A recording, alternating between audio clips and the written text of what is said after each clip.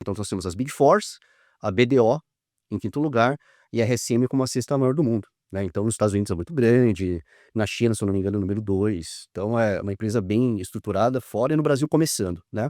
Não foi uma passagem rápida, logo eu recebi esse convite da KPMG, né, fui contratado como sócio-diretor, e aí depois eu fui promovido a sócio na empresa, né. Então ali eu pude experimentar uma estrutura um pouco menor, né, uma empresa que estava praticamente começando aqui no Brasil, né, eu estava estruturando a área de Customer na RSM, para depois voltar realmente para aquela estrutura de transatlântico que eu já estava acostumado, que foi no caso da KPMG, Foi pós-price já, né? foi pós-Price, exatamente, exatamente. Né, em 2019 eu entrei na KPMG e fiquei até 2023. Ficou um bom tempo na Sim, KPMG, sim, né? quase 5 anos, quase 5 anos. E nesse balanço, o que que você diria em poucas palavras de diferente entre Deloitte, Price e KPMG? A questão da formalidade, né, eu vejo a PwC hoje eu sei que mudou um pouco, né, mas naquela época era uma empresa muito mais formal, né, do que a KPMG e a própria Deloitte, tá. A questão de cultura, tá, vejo a KPMG com uma cultura muito mais voltada pra questão de diversidade, né, de realmente de abraçar, né, todos os profissionais, um ambiente um pouco mais leve de trabalho, né. Então acho que essas são as grandes diferenças que eu notei, assim. Mas, tem uma base muito parecida, né, em termos de faturamento, de cobrança, de soluções que são oferecidas para o mercado, então são muito próximas, né, mas é o estilo realmente de cada empresa que acaba diferenciando um pouco. Que maravilha. Tá. Faltou só a UI, né, aí, né? Faltou só a UI para completar o álbum aqui, né. A UI, eu trabalhei na UI, é uma empresa fantástica, sensacional, bem mais informal do que a PwC. Eu acho que a PwC hoje era a UI quando eu talvez estava saindo da UI, que a UI se juntou com a Terco, né, Uhum. Sim, sim, sim. e a Terco trazia um braço muito grande de informalidade, uma empresa nacional, mas a Ernst Young é uma empresa sensacional também de trabalhar, Sim, bem sim. sensacional. Não, sem dúvida, né. Mas o mais importante, assim, Rodrigo, que eu vejo, não é nem as empresas que eu passei em si, né, mas a mudança que realmente teve na área de comércio exterior que eu estava comentando no começo aqui do nosso bate-papo, tá. Uhum. Eu s hoje eu já fui um pouco mais do que hoje, né, mas ainda sou muito ativo na questão de LinkedIn e tal, de escrever artigos, etcétera, né. Eu escrevi um artigo que eu defendo muito a ideia de que hoje é importante ter um C-level voltado para comércio exterior, que nós não temos ainda nas empresas. São raríssimas empresas que têm alguém de comércio exterior com assento, né, no C-level, tá. Até acho que deveria, né, ser criado um cargo chamado Chief Trade Officer, tá, um CTO, né, ou seja, um cara responsável que reporta direto para o CEO da empresa para assuntos de comércio exterior, tá. Porque você imagina o tamanho do risco, hoje, de uma empresa que não se atenta para uma questão de sanção econômica, tá. Uma empresa que não se atenta para questões geopolíticas. Hoje, quando a gente fala de tarifaço, por exemplo, do Trump, tá, você percebe que a questão geopolítica está totalmente, como que eu posso dizer, não está sólida, né, a gente percebe uma mudança muito grande nessas questões, tá. Então novos acordos começam a surgir, novos países, se tornam aliados de outros, tá, que antigamente não tinha essa aliança, né. Você tem que buscar novos fornecedores, porque a questão da tarifa acaba impactando muito na tua empresa, tá.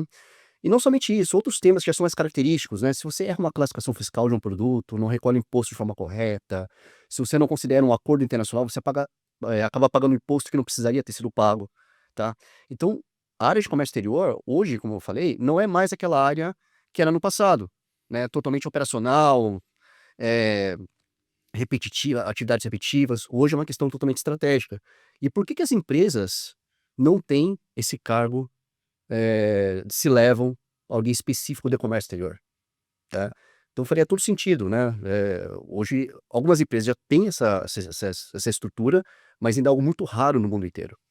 Até a nível de conselho de administração, né, ter essa voz diretamente desse profissional que você indicou aí, essa necessidade de ter esse efluente do nascedor dessa posição, né. Exato, exato. Normalmente quem leva essas questões é o diretor financeiro, que muitas vezes sabe de forma high level, né, não é um especialista. Agora eu creio que isso hoje, Daniel, isso vai mudar.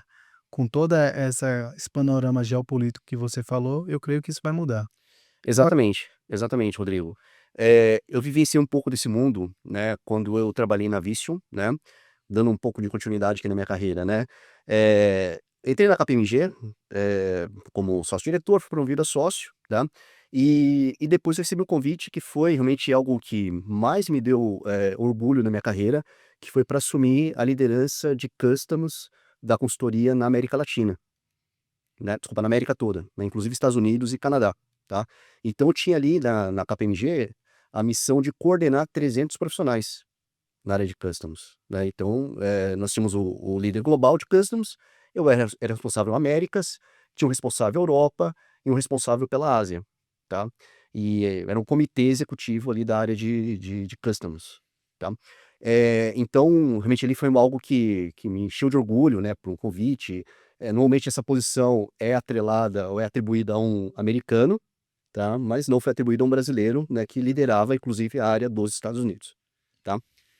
Mas eu sentia falta de uma coisa na minha carreira ainda, que era justamente a questão da experiência profissional fora do país, que eu não tinha, né.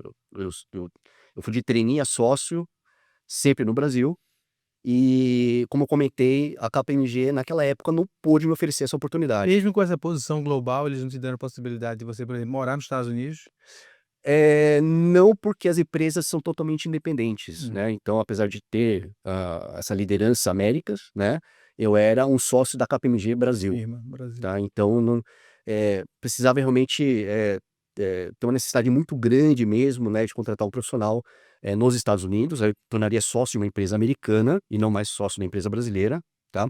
Mas é algo um pouco mais complexo, né. Então naquele momento realmente não foi uma oportunidade que eu tive, estava muito feliz, né, e aí surgiu, né, essa oportunidade de ir pra Visteon, tá.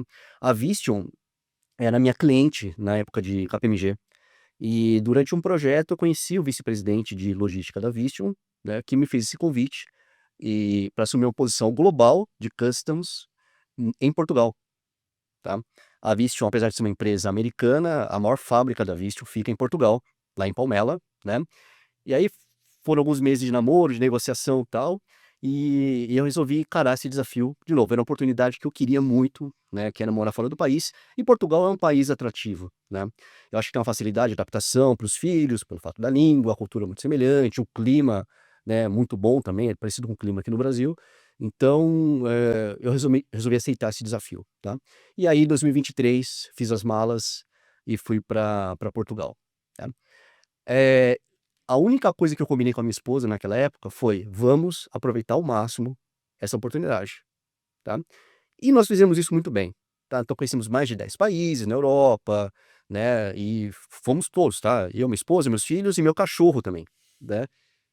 Meu cachorro foi pra Espanha 4 vezes, né, então é bem viajado, né. Então realmente foi muito intenso. Eu fiquei lá 2 anos, né, e foi algo muito muito bacana. E a posição que eu tinha na época era de head global de customs na Visteon. E eu tinha exatamente esse papel de CTO, tá. E essas questões geopolíticas é algo que eu precisava coordenar. A Visteon, para quem não conhece, tá, é a empresa global líder na fabricação de painéis de veículos, painéis, clusters, etcétera, tá. Então, por exemplo, os painéis da Volkswagen, BMW, várias, montadoras são fornecidos pela Visteon, tá, e a maior fábrica deles fica justamente lá em Portugal, onde eu trabalhei. Então era uma missão muito grande, né, porque eu tinha que controlar o mercado na Índia, na China, México, né, aquela complexidade ali da fronteira México-Estados Unidos, que tinha que ficar de olho. No Brasil, com fábrica em Manaus também, super complexo. Então eu fazia essa coordenação global ali da área de customs, e foi uma experiência muito bacana, né. Até que eu estava em um evento e eu conheci, né, o pessoal da John Pro, tá, que estava procurando realmente alguém para coordenar a logística da empresa, aqui no Brasil e na América Latina, tá. Também foram alguns meses de namoro ali e tal, né, chegamos a um acordo e eu resolvi encarar esse desafio. E uma das coisas que mais me chamaram a atenção é que depois de 2 anos em Portugal, surgiu aquela vontade de voltar ao Brasil, porque aquela experiência que eu queria, eu já estava vivendo, estava satisfeito, né, e então já estava realmente com essa vontade de retornar, né, ao Brasil.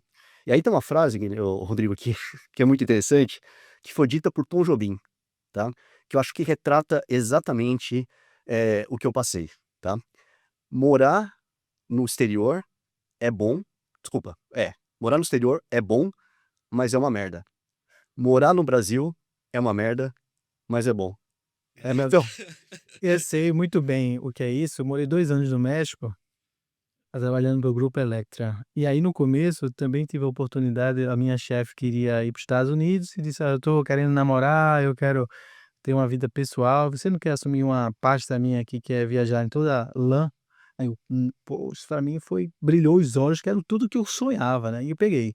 Só que depois de 2 anos, cara, fazendo isso também, deu tipo um overqualifying nisso aí, um burnout de tanta viagem, tanto tinha semana que eu ia para 5 países, e eu tive vontade de voltar, incrivelmente foi isso, né. Hoje eu confesso que eu me arrependo, eu deveria ter ficado lá e eu estava a me casar, dentro daquela história que eu te contei, e aí eu já tinha, um apartamento no Recife e tal, e a minha mente me traiu, que eu disse: "Eu quero voltar para o Brasil", eu fiquei nessa: "Eu quero voltar para o Brasil, eu quero ir para o Brasil, eu quero ficar no Brasil", e voltei, né. Aham. Hoje eu gostaria de ter ficado lá, porque eu tinha um grande sonho também não realizado, que era morar nos Estados Unidos. Sim, sim, sim. Tinha muita vontade de ter essa experiência de morar nos Estados Unidos.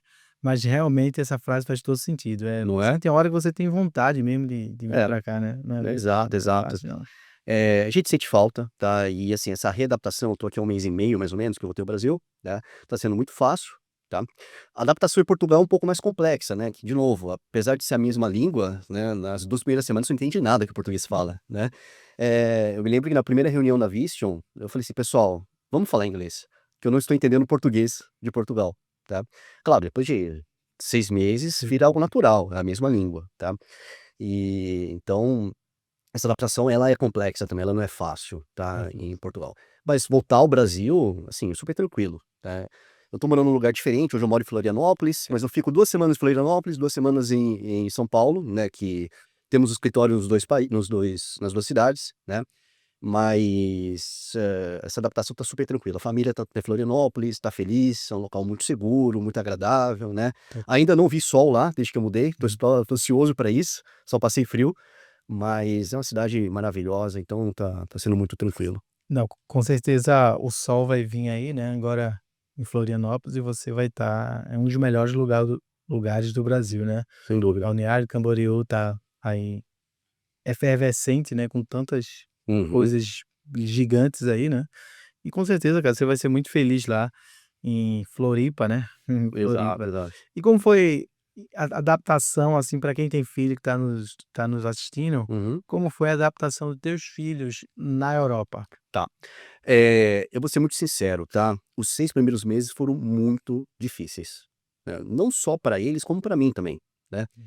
É complicado porque, assim, puxa, comida, tá, apesar de ter muitos restaurantes brasileiros em Portugal, etcétera, quando você vai cozinhar, né, por exemplo, o arroz é diferente, né, o tempero é diferente, então você sente falta, né, do que você tinha no Brasil, e até você se adaptar com esse novo, né, ou você aprender a usar o novo, tá, isso leva um certo tempo, tá.